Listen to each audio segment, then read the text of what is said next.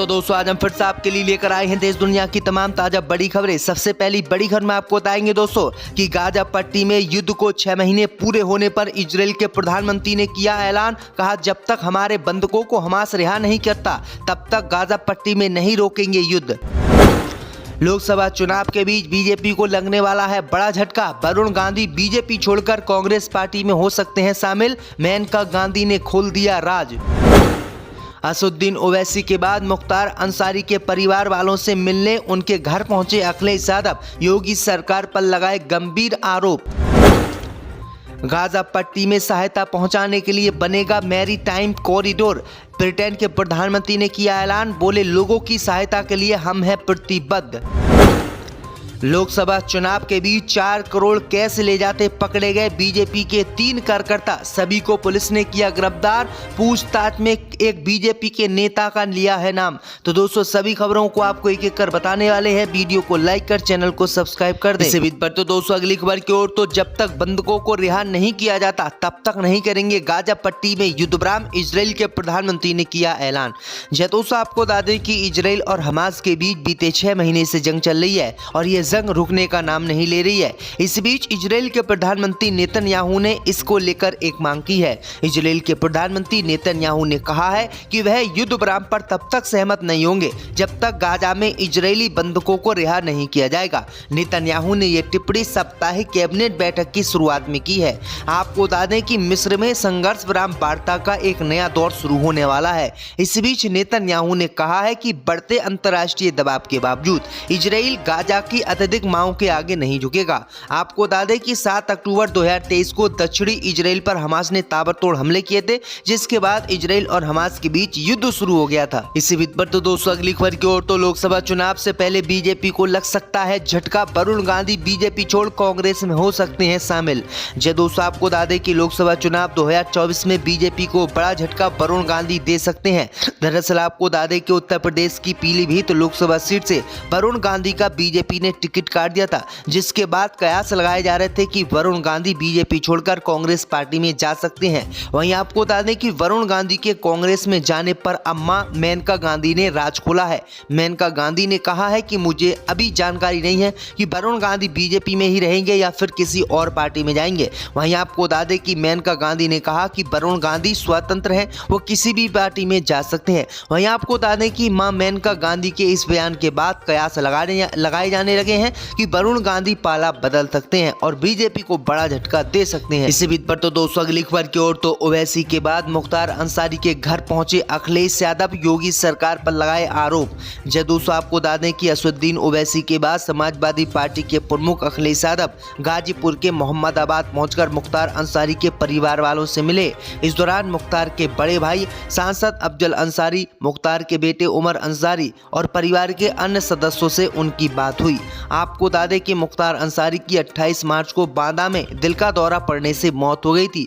गाजीपुर पहुंचे अखिलेश यादव ने योगी सरकार पर आरोपों की झड़ी लगा दी। अखिलेश यादव ने कहा कि जो कुछ हुआ वो सवाल खड़े करता है सरकार के ऊपर। जो घटना हुई जेल के अंदर, उन सवालों का जवाब सरकार के पास नहीं है। सबसे ज्यादा भेदभाव और अन्याय इस सरकार में लोगों के साथ हो रहा है। हिरासत में मौत के मामले में भी ये सरकार औरों से आगे जाने चाहती है। तो ये बड़ी अपडेट आई दोस्तों कि अखिलेश यादव ने यह गंभीर आरोप योगी सरकार पर लगाए हैं। पर तो दोस्तों अगली खबर की ओर। तो गाजा पट्टी में सहायता पहुंचाने के लिए बनेगा मैरीटाइम कॉरिडोर। ब्रिटेन के प्रधानमंत्री ने किया ऐलान। दोस्तों आपको बता दें कि इजराइल हमास संघर्ष को 6 महीने पूरे हो चुके हैं। इसी दौरान ब्रिटेन के प्रधानमंत्री ऋषि सुनक ने मानवीय विराम के लिए अपने आह्वान को दोहराया है। इतना ही नहीं, उन्होंने गलियारा सैन्य और मानवीय सहायता भेजने के लिए सी कॉरिडोर बनाने की बात गाजा पट्टी में कही है। दरअसल आपको बता दें कि सुनक ने कहा है कि हम गाजा पट्टी में किसी भी कीमत पर फिलिस्तीनी मुसलमानों को भूखा नहीं मरने देंगे और हमारी प्रतिबद्धता है कि उन तक खाना पहुंचाया जाए, उनकी सहायता करी जाए। सुनक ने कहा है कि गाजा पट्टी में सहायता पहुंचाने के लिए हम मैरीटाइम कॉरिडोर बनाएंगे और किसी भी कीमत पर गाजा पट्टी के फिलिस्तीनी मुसलमानों को परेशानी नहीं होने देंगे। इसी बीच पर तो दोस्तों अगली खबर की ओर। तो लोकसभा चुनाव के बीच 4 करोड़ कैश ले जाते पकड़े गए बीजेपी के कार्यकर्ता। दोस्तों आपको बता दें कि चेन्नई में लोकसभा चुनाव से पहले पहले एक स्टेशन पर बीजेपी के कार्यकर्ता 4 करोड़ कैश के साथ पकड़े गए हैं। 3 में से एक शख्स बीजेपी में बतौर कार्यकर्ता का काम करता है। 4 करोड़ रुपये को 6 अलग बैग में भरकर इन्होंने ले जाया जा रहा था। पुलिस ने तीनों को हिरासत में ले लिया है। उधर जब्त किए गए कैश से भरे बैग को जांच के लिए आयकर विभाग को सौंप दिया गया है। इंडिया टुडे से जुड़े प्रमोद माधव की रिपोर्ट के मुताबिक पकड़े गए बीजेपी कार्यकर्ता का नाम सतीश है, जो एक होटल मैनेजर भी है। उसकी उम्र 33 साल है। उसके साथ उसका भाई नवीन भी पकड़ा गया है। इसके साथ पेरुमल नाम का एक और व्यक्ति भी अरेस्ट हुआ है। बताया जाता है कि पेरुमल एक ड्राइवर है। तीनों ट्रेन से तिरुनेलवेली की तरफ जा रहे थे। तो ये बड़ी अपडेट आई दोस्तों की लोकसभा चुनाव में किस तरह से 4-4 करोड़ रुपए की हेरा फेरी बीजेपी द्वारा की जा रही है। इससे भी बढ़ तो दोस्तों अगली खबर की ओर तो प्रधानमंत्री मोदी ने कांग्रेस पार्टी को बताया भगवान राम की विरोधी। जी दोस्तों आपको बता दें कि प्रधानमंत्री मोदी ने राम मंदिर का विरोध किए जाने के मुद्दे पर कांग्रेस पार्टी पर फिर से बड़ा हमला किया है। प्रधानमंत्री मोदी ने राजस्थान के अजमेर में चुनावी जनसभा को संबोधित करते हुए कहा कि कांग्रेस ने न केवल अयोध्या में राम मंदिर बनाने का विरोध किया, बल्कि भगवान राम के मंदिर की प्राण प्रतिष्ठा में जाने वाली पार्टियों के नेताओं को भी सजा दी। प्रधानमंत्री मोदी जनसभा को संबोधित करते हुए कहा कि कांग्रेस को राम और राम मंदिर से आखिरकार इतनी नफरत क्यों है। कह रहे थे कि वरुण गांधी बीजेपी छोड़कर कांग्रेस पार्टी में जा सकते हैं। वहीं आपको बता दें कि वरुण गांधी के कांग्रेस में जाने पर अम्मा मेनका गांधी ने राज खोला है। मेनका गांधी ने कहा है कि मुझे अभी जानकारी नहीं है कि वरुण गांधी बीजेपी में ही रहेंगे या फिर किसी और पार्टी में जाएंगे।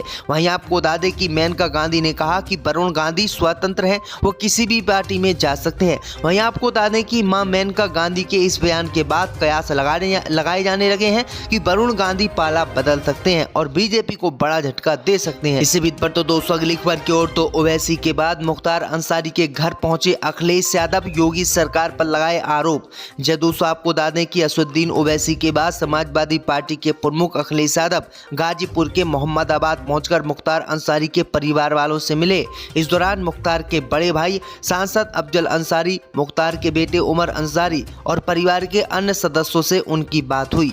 आपको बता दें कि मुख्तार अंसारी की 28 मार्च को बांदा में दिल का दौरा पड़ने से मौत हो गई थी। गाजीपुर पहुंचे अखिलेश यादव ने योगी सरकार पर आरोपों की झड़ी लगा दी। अखिलेश यादव ने कहा कि जो कुछ हुआ वो सवाल खड़े करता है सरकार के ऊपर। जो घटना हुई जेल के अंदर, उन सवालों का जवाब सरकार के पास नहीं है। सबसे ज्यादा भेदभाव और अन्याय इस सरकार में लोगों के साथ हो रहा है। हिरासत में मौत के मामले में भी ये सरकार औरों से आगे जाने चाहती है। तो ये बड़ी अपडेट आई दोस्तों कि अखिलेश यादव ने ये गंभीर आरोप योगी सरकार पर लगाए हैं। पर तो दोस्तों अगली खबर की ओर तो गाजा पट्टी में सहायता पहुंचाने के लिए बनेगा मैरीटाइम कॉरिडोर। ब्रिटेन के प्रधानमंत्री ने किया ऐलान।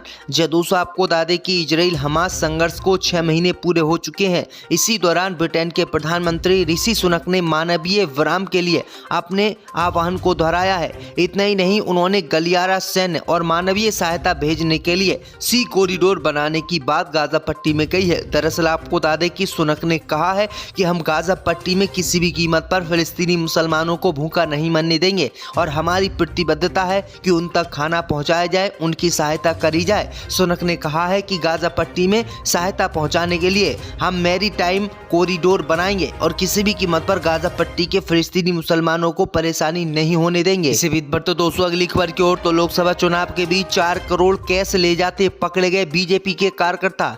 दोस्तों आपको बता दें कि चेन्नई में लोकसभा चुनाव से पहले एक स्टेशन पर बीजेपी के कार्यकर्ता 4 करोड़ कैश के साथ पकड़े गए हैं।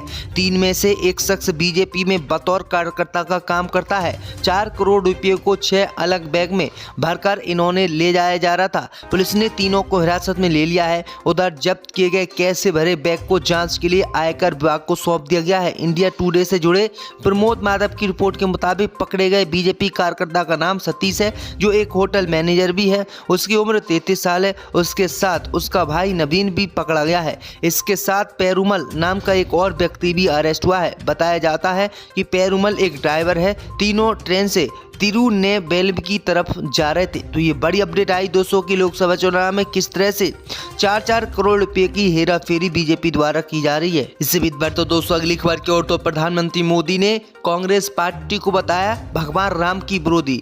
जी दोस्तों आपको बता दें कि प्रधानमंत्री मोदी ने राम मंदिर का विरोध किए जाने के मुद्दे पर कांग्रेस पार्टी पर फिर से बड़ा हमला किया है। प्रधानमंत्री मोदी ने राजस्थान के अजमेर में चुनावी जनसभा को संबोधित करते हुए कहा कि कांग्रेस ने न केवल अयोध्या में राम मंदिर बनाने का विरोध किया बल्कि भगवान राम के मंदिर की प्राण प्रतिष्ठा में जाने वाली पार्टियों के नेताओं को भी सजा दी। प्रधानमंत्री मोदी जनसभा को संबोधित करते हुए कहा कि कांग्रेस को राम और राम मंदिर से आखिरकार इतनी नफरत क्यों है।